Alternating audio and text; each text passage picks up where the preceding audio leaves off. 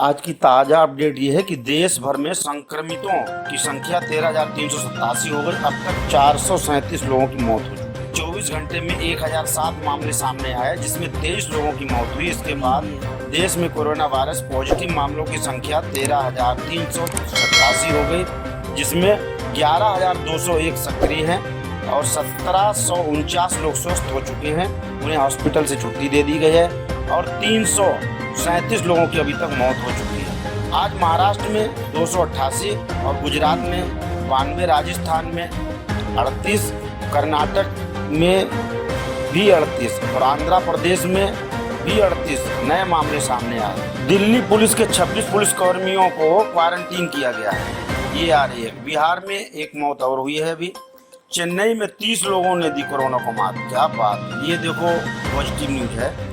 एकाग्रता और कुशलता से कोरोना वायरस की जांच होनी चाहिए। मौलानाओं ने रमजान के मद्देनजर लोगों से अपील की। मौलवियों और सामुदायिक नेताओं ने लोगों से पवित्र माह रमजान के दौरान घर से प्रार्थना करने का आग्रह किया। बहुत अच्छी बात है।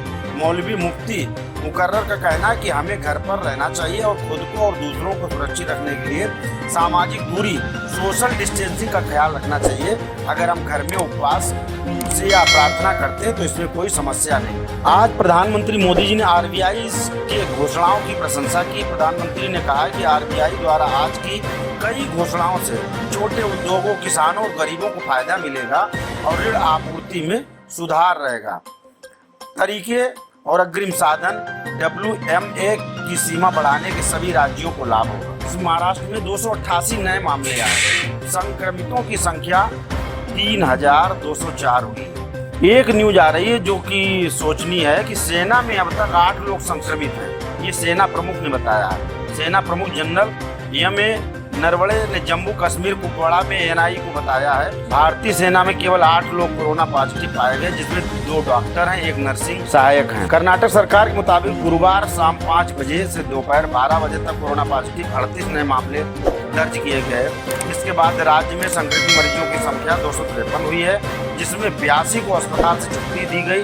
13 लोगों की मौत हुई। यही सेम पोजीशन आंध्र प्रदेश में है। यहाँ पे 38 नए मामले आए। संक्रमितों की संख्या 572 हुई है, जिनमें 35 को अस्पताल से छुट्टी दी गई और जिसमें 14 लोगों की मौत हो चुकी है। समाज बर्दाश्त नहीं कर सकता है। राजस्थान में जो पुलिस कर्मियों पर हमला हुआ है, राजस्थान के टोंक में आज गश्त के दौरान 3 पुलिसकर्मी घायल हो गए।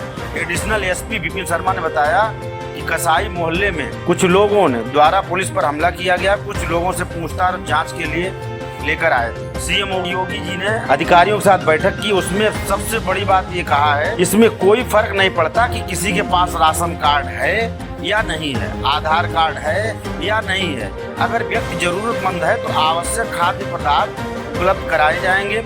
यहाँ तक कि अगर व्यक्ति प्रवासी है तो भी उसे भोजन और राशन उपलब्ध कराया जाएगा।